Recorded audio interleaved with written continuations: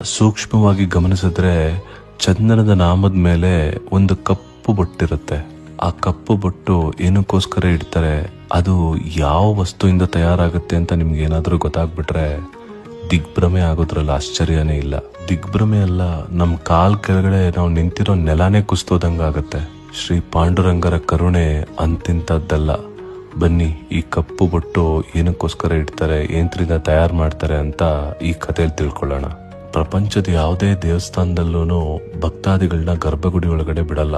ಯಾಕೆಂದ್ರೆ ಅದಕ್ಕೆ ಅಂತ ನಿಯಮಗಳಿದೆ, ಪದ್ಧತಿಗಳಿದೆ. ಆದ್ರೆ ಪಂಡರಾಪುರದಲ್ಲಿ ಅದು ತುಂಬಾ ವಿಭಿನ್ನ.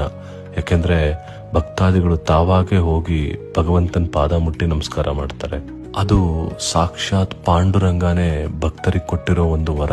ಶ್ರೀ ಪಾಂಡುರಂಗರನ್ನ ದರ್ಶನ ಮಾಡ್ಕೊಳ್ಳಕ್ಕೆ ಪ್ರಪಂಚದ ಮೂಲೆ ಮೂಲೆಗಳಿಂದ ಭಕ್ತಾದಿಗಳು ಜನಸಾಗರೋಪಾದಿಯಲ್ಲಿ ಬರ್ತಾರೆ. ಪಂಡರಾಪುರದಲ್ಲಿ ಇನ್ನೂ ಒಂದು ವಿಶೇಷ ಏನು ಅಂದ್ರೆ, ಭಗವಂತ ಹೇಳ್ತಾರೆ, ನಾನಿಲ್ಲಿ ನಿಂತಿರೋದು ಭಕ್ತರಿಗೆ ದರ್ಶನ ಕೊಡೋದಕ್ಕೋಸ್ಕರ ಅಲ್ಲ, ನಾನೇ ನನ್ನ ಅಪ್ರತಿಮ ಭಕ್ತರನ್ನ ದರ್ಶನ ಮಾಡ್ಕೋಬೇಕು, ಅದಕ್ಕೋಸ್ಕರ ನಾನು ಕಲಿಯುಗದಲ್ಲಿ ನಿಂತಿದ್ದೀನಿ ಅಂತ ಹೇಳ್ತಾರೆ. ಆದ್ರೆ ಸ್ವಾಮಿನ ನೋಡಕ್ಕೋಸ್ಕರ ಲಕ್ಷ ಕೋಟಿಗಳಲ್ಲಿ ಜನ ಬರ್ತಾರೆ.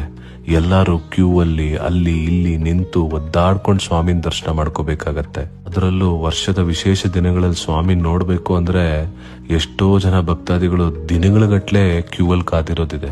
ಭಗವಂತನಿಗೆ ತನ್ನ ಅಪ್ರತಿಮ ಭಕ್ತಾದಿಗಳು ಈ ತರ ಕ್ಯೂ ಅಲ್ಲಿ ಕಾದು ನನ್ನ ನೋಡಕ್ ಬರೋದು ತುಂಬಾ ಹಿಂಸೆ ಅನ್ಸ್ಬಿಡುತ್ತೆ. ಆ ಪ್ರಾಯಶ್ಚಿತ್ತಕ್ಕೋಸ್ಕರ ಭಗವಂತ ಏನ್ ಮಾಡ್ತಾನೆ ಗೊತ್ತಾ, ದೇವಸ್ಥಾನದೊಳಗಡೆ ತನಗೋಸ್ಕರ ದರ್ಶನಕ್ಕೋಸ್ಕರ ಒಳಗಡೆ ಬಂದಂತ ಭಕ್ತಾದಿಗಳು ಯಾರ್ಯಾರು ಎಲ್ಲೆಲ್ಲಿ ನಿಂತಿದ್ದಾರೋ ಅವರ ಪಾದದ ಧೂಳನ್ನೇ ನನ್ನ ಹಣೆ ಮೇಲೆ ಇಡಿ ಅಂತ ಆದೇಶ ಮಾಡ್ತಾರೆ. ಹೌದು, ಇವಾಗ ನೀವು ಕೇಳಿದ್ದು ಅಕ್ಷರ ಸಹ ಪ್ರತಿಯೊಂದು ಸತ್ಯ. ಪಂಡರಾಪುರದಲ್ಲಿ ದರ್ಶನದ ಸಮಯ ಮುಗಿದ್ಮೇಲೆ ದೇವಸ್ಥಾನದ ಬಾಗ್ಲ ಹಾಕಿದ್ಮೇಲೆ ದೇವಸ್ಥಾನದೊಳಗಡೆ ಕಸ ಗುಡಿಸ್ತಾರೆ. ಕಸ ಗುಡಿಸಿ ಬಂದಂತ ಭಕ್ತಾದಿಗಳ ಪಾದದ ಧೂಳನ್ನ ಒಂದ್ ಕಡೆ ಜಲ್ಡಿ ಹಿಡಿದು ತೆಗೆದಿಡ್ತಾರೆ. ಆಮೇಲೆ ಆ ಭಕ್ತಾದಿಗಳ ಪಾದದ ಧೂಳನ್ನ ತಗೊಂಡು ಪರಮ ಪವಿತ್ರವಾದ ಚಂದ್ರಭಾಗ ನದಿ ನೀರಿನ ಜೊತೆ ಬೆರೆಸಿ ಒಂದು ಪೇಸ್ಟ್ ತರ ರೆಡಿ ಮಾಡ್ಕೋತಾರೆ.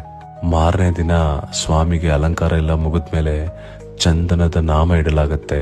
ಆ ನಾಮದ ಮೇಲೆ ಭಗವಂತನ ಅಪ್ರತಿಮ ಕೋಟ್ಯಾಂತರ ಭಕ್ತರ ಪಾದದ ಧೂಳನ್ನ ಸ್ವಾಮಿ ಹಣೆ ಮೇಲೆ ಚಿಕ್ಕದಾಗಿ ಒಂದು ಬೊಟ್ಟು ರೂಪದಲ್ಲಿ ಇಡಲಾಗುತ್ತೆ. ಭಗವಂತನ ಈ ಕರುಣೆ ಪ್ರೀತಿ ತುಂಬಿದ ಕತೆ ಯಾರೇ ಕೇಳಿದ್ರು ಕಣ್ಣಲ್ಲಿ ನೀರ್ ತಿರುಗೋಗುತ್ತೆ. ಸ್ವಾಮಿಯ ಮಹಿಮೆಗಳು ವರ್ಣನಾತೀತ, ನಮ್ಮ ಊಹೆಗೂ ಮೀರಿದ್ದು. ಇಂಥ ಪವಾಡನ ಯಾರು ಊಹಿಸ್ಕೊಳ್ಳಕ್ಕೂ ಸಾಧ್ಯ ಇಲ್ಲ.